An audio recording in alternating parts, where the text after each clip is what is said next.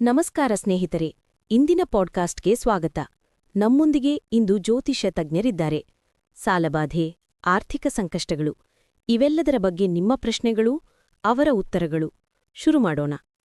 ಇಂದಿನ ಕಾಲದಲ್ಲಿ ಆಗಾಗ ಕೇಳಿಬರುವ ಸಮಸ್ಯೆ ಸಾಲಬಾಧೆ. ಈ ಸಮಸ್ಯೆ ಏಕೆ ಹೆಚ್ಚುತ್ತಿದೆ? ಹೌದು, ಬಹಳ ಜನರು ಎದುರಿಸುತ್ತಿರುವ ದೊಡ್ಡ ತೊಂದರೆ ಸಾಲಬಾಧೆ. ಜ್ಯೋತಿಷ್ಯ ಪ್ರಕಾರ ಇದರ ಮೂಲ ಕಾರಣ ಜಾತಕದಲ್ಲಿರುವ ಕುಜ ಮತ್ತು ಗುರುಗ್ರಹಗಳ ಸ್ಥಾನಮಾನ.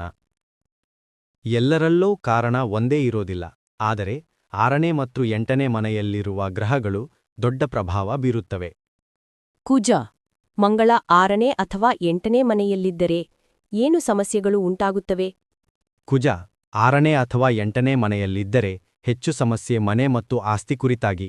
ಮನೆ, ಭೂಮಿ ಮೇಲೆ ಸಾಲ ಮಾಡಬೇಕಾಗುತ್ತದೆ, ಕೋರ್ಟ್ ಕೇಸ್, ಆಸ್ತಿ ಕಬ್ಜಾ ಆಗುವ ಭಯ, ಬಿಲ್ಡರ್ ಮೋಸಕ್ಕೆ ಒಳಗಾಗುವ ಸಾಧ್ಯತೆ, ಮನೆ ಅಡಮಾನಕ್ಕೆ ಇಡುವ ಪರಿಸ್ಥಿತಿ. ಒಟ್ಟಿನಲ್ಲಿ ಭೂಮಿ ಮನೆ ಸಂಬಂಧಿತ ಒತ್ತಡಗಳು ಹೆಚ್ಚಾಗುತ್ತವೆ. ಹಾಗಿದ್ದರೆ ಗುರುಗ್ರಹ 6 ಅಥವಾ 8ನೇ ಮನೆಯಲ್ಲಿದ್ದರೆ ಏನು ಸಮಸ್ಯೆ? ಗುರು 6 ಅಥವಾ 8ನೇ ಸಮಸ್ಯೆಗಳು ಚಿನ್ನ ಮತ್ತು ಆಭರಣಗಳ ಕುರಿತಾಗಿ. ಚಿನ್ನಾಭರಣಕ್ಕೆ ಸಂಬಂಧಿಸಿದ ತೊಂದರೆಗಳು, ಮನೆಗೆ ಸೇರಿದ ಚಿನ್ನ ಅಡಮಾನ ಇಡುವ ಪರಿಸ್ಥಿತಿ, ಹಣಕಾಸಿನ ತುರ್ತು ಪರಿಸ್ಥಿತಿಗಳು ಹೆಚ್ಚಾಗುತ್ತವೆ. ಗುರು ದುರ್ಬಲವಾದಾಗ ಆರ್ಥಿಕ ಸ್ಥಿರತೆ ಕುಸಿಯುತ್ತದೆ. ಈ ಕುಜ-ಗುರು ದೋಷಗಳಿಂದ ಬರುವ ಸಮಸ್ಯೆಗಳಿಗೆ ಸರಳ ಪರಿಹಾರ ಇದೆಯೇ? ಖಂಡಿತ ಇದೆ. ಅತ್ಯಂತ ಪರಿಣಾಮಕಾರಿ ಸರಳ ಪರಿಹಾರ ಇದಾಗಿದೆ. ಮಾಡುವ ವಿಧಾನ: ಒಂದು ಮಣ್ಣಿನ ಪಾತ್ರೆ ತೆಗೆದುಕೊಳ್ಳಿ, ಹಾಲಿನಿಂದ ಮಾಡಿದ ಸಿಹಿ ಪದಾರ್ಥ ಹಾಕಿ, ಅದನ್ನು ಮನೆಯಿಂದ ಹೊರಗಡೆ ಇಡಿ. ಇರುವೆಗಳು ಬಂದು ತಿನ್ನಲು ಬಿಡಿ. ಇರುವೆಗಳು ಸಿಹಿ ತಿನ್ನೋದಕ್ಕೆ ಜ್ಯೋತಿಷ್ಯ ಸಂಬಂಧ ಏನು? ಬಹಳ ಮಹತ್ವ ಇದೆ. ಒಂದೇ ಇರುವೆ ತಿಂದರೂ ಒಬ್ಬರಿಗೆ ಅನ್ನದಾನ ಮಾಡಿದ ಪುಣ್ಯ.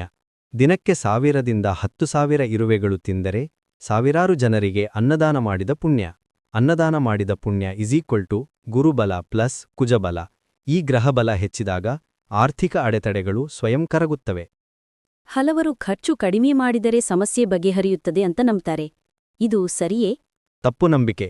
ಲೈಟ್ ಆಫ್ ಮಾಡಿ, ಫ್ಯಾನ್ ಆಫ್ ಮಾಡಿ ಖರ್ಚು ಉಳಿಸಿದರೂ ಮೂಲ ಸಮಸ್ಯೆ ಹೋಗುವುದಿಲ್ಲ. ಸಮಸ್ಯೆಯಿಂದ ಹೊರಬರಲು ಆದಾಯ ಹೆಚ್ಚಿಸುವುದು ಮುಖ್ಯ.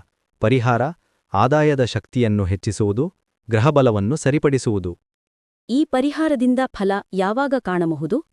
ಈ ಪರಿಹಾರವನ್ನು ನಿಷ್ಠೆಯಿಂದ ಮಾಡಿದಾಗ ದಿನಕ್ಕೆ ಸಾವಿರಾರು ಇರುವೆಗಳು ತಿನ್ನುವುದರಿಂದ ಕೆಲವೇ ದಿನಗಳಲ್ಲಿ ಲಕ್ಷ ಜನರಿಗೆ ಅನ್ನದಾನ ಮಾಡಿದ ಪುಣ್ಯ ಜಮೆಯಾಗುತ್ತದೆ.